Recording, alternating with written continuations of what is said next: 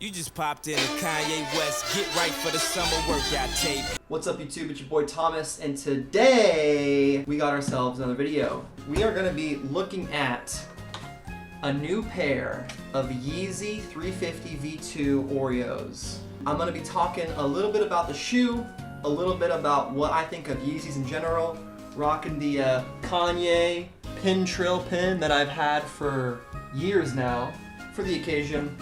Let's get right into it. These are the first shoes I've actually won off the Adidas Confirmed app. Now I'm not sure how hard it is to win on a pair of shoes like these. I have no idea what the production numbers were, but I know sneakers can be really hard. Like some people enter multiple times and still don't get it. But here we go.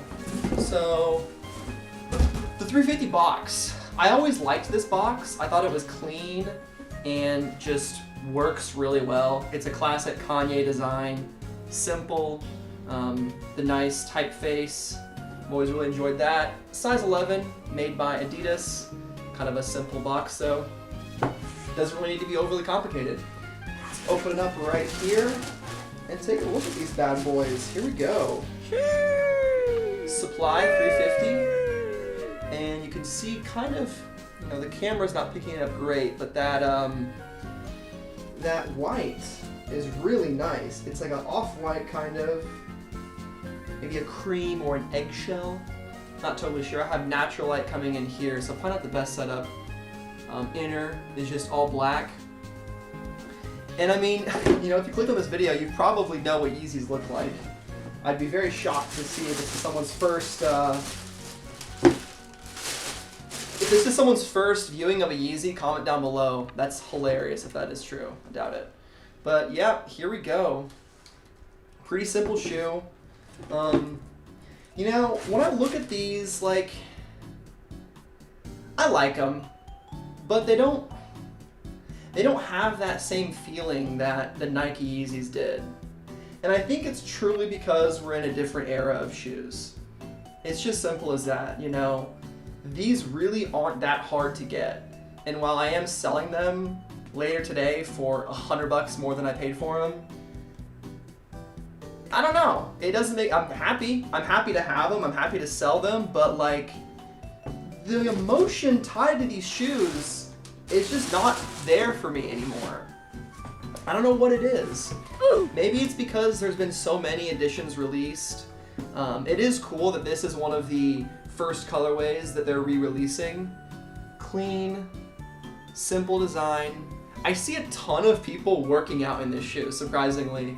There was a guy leaving my gym and he was working out in a pair of 700s. And I was like, damn, nice, dude. And he said, they're actually pretty good squat shoes, not gonna lie. They're pretty bulky and you can just, you know, keep you in place. And I was like, all right. So now I work out in my 700s too because they're kind of beat, so it's kind of funny.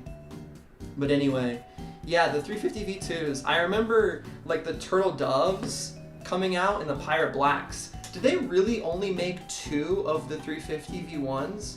That can't be true. I'm gonna put a picture up of all the 350 V1s they had. Or was it the Yeezy 300? I'm so fucking decrepit in the sneaker game these days, guys. It's actually fucking sad. But this shoe, like, I would definitely wear it. I would definitely rock with it because it's just super clean. It's just white. I know my camera is not picking up that color too great, but it's very clean. It's very simple. Similar to the Playoff 12s, you know. You can't really go wrong with an all black shoe. Again, not gonna throw these on feet because they're not gonna be mine. We have the Adidas Yeezy on the insole there. Pretty sleek, pretty simple. As I've said, I do like the midsole on these with the lines that you can feel. Pretty nice texture right there. Seam right down the front. And always been interested on the no tongue design. Very futuristic. Heel tab is nice with the Adidas stripes right there. Having the, you know, obviously alluding to the brand that they're made under. Because I remember when the Yeezy 2s came out, and that was a release that I tried to get, and it was pretty much impossible. I remember just every store imaginable had a raffle for them. There was tons of Probably tons of backdooring happening back then, you know, pairs being sold to people that were, you know, employees or friends of employees. And then the resale was just insane. I mean, $250 retail, $2,500, $3,000 resale. Fucking day one, dude. And this you just don't see that anymore, you know? You really don't.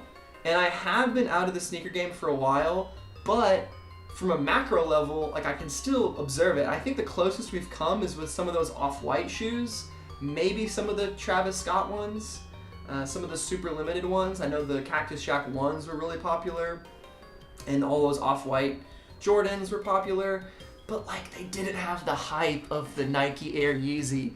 And don't even get me started on the hyper strike of the Red Octobers.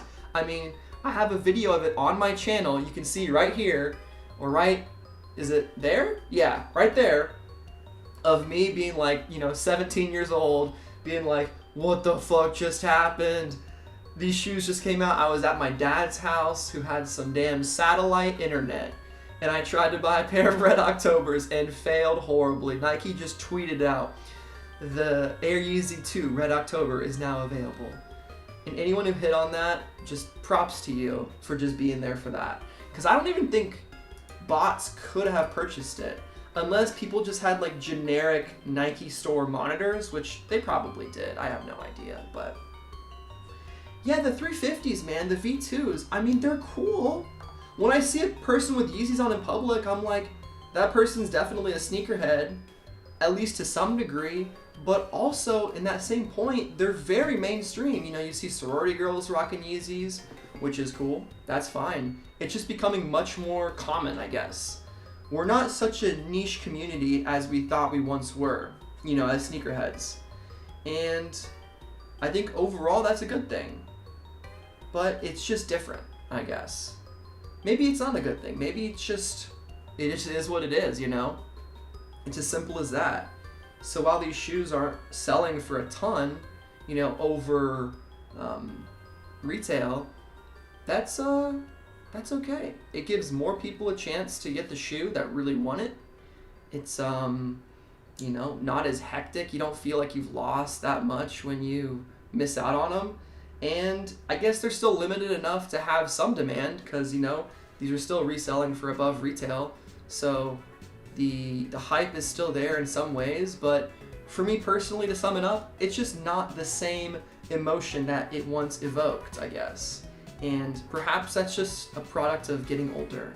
And who knows, maybe we'll see some future releases of a new shoe from somebody else, or the Yeezy 950 will come out and it'll change the fucking game. I have no idea, but that's been it for today, guys.